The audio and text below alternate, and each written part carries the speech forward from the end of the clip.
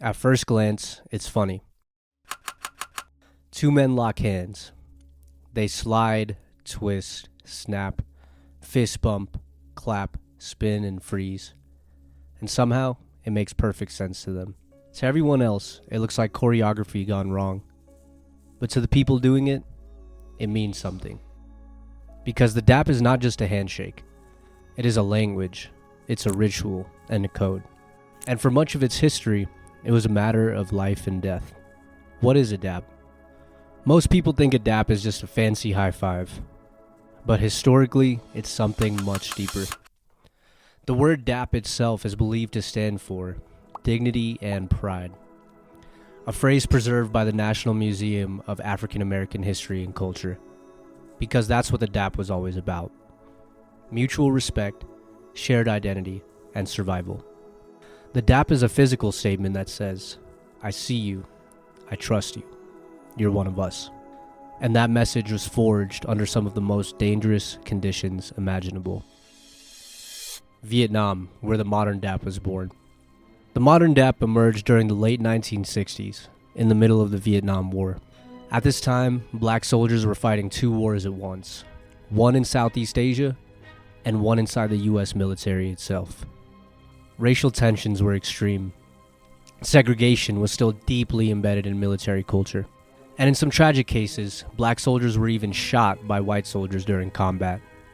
Sometimes under the guise of confusion, sometimes out of pure racial hostility. Black GIs realized something horrifying.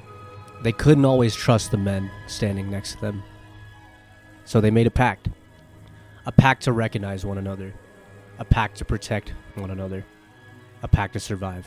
And that pact was sealed not with words, but with hands. The dap as a code. The dap was not random. It became a non-verbal language, a system of recognition and communication.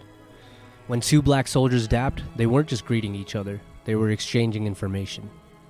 A specific grip, slide, or squeeze could tell you who had your back, who had just come off patrol, who had seen combat, and most importantly, who could be trusted.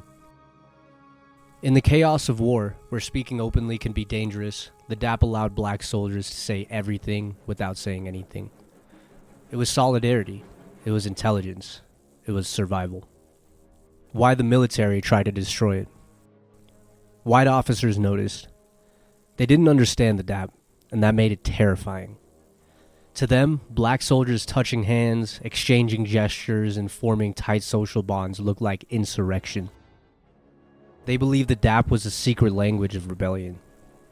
So the US military did what it often does when it feels threatened by black unity. They banned it. At every level of the armed forces, dapping was outlawed. Black soldiers were court-martialed, jailed, beaten, and dishonorably discharged for performing it. A handshake was treated like a weapon, but repression only made it stronger. The more the dap was punished, the more it became a symbol of resistance. From Vietnam to Black America. When those soldiers came home, they brought the dap with them. It spread from military bases into black neighborhoods, college campuses, sports teams, music scenes, and street culture. It evolved into what became known as the Black Power Handshake, a public declaration of identity, pride, and unity. To dap someone was to say, "You are my people." And that message resonated deeply in a country that constantly tried to deny black people their humanity.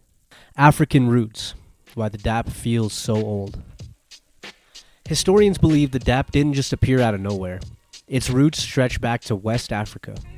Across many African cultures, greetings are not quick nor casual. They're ceremonial. Long handshakes involving sliding palms, thumb locking, finger snapping, and rhythmic movement are all used to express respect, warmth, connection, and most importantly, trust. In places like Liberia, there's even a traditional snap handshake, where fingers slide apart at the end to make a crisp, popping sound. These movements traveled across the Atlantic with enslaved Africans. They survived through generations. They adapted inside African American culture. The dap is not just a Vietnam War invention, it's a diasporic memory, a greeting system that refuses to be erased. The dap as a language. In African American English, communication has always been layered. They use tone, rhythm, gesture, eye contact, and body language. The dap fits into that tradition.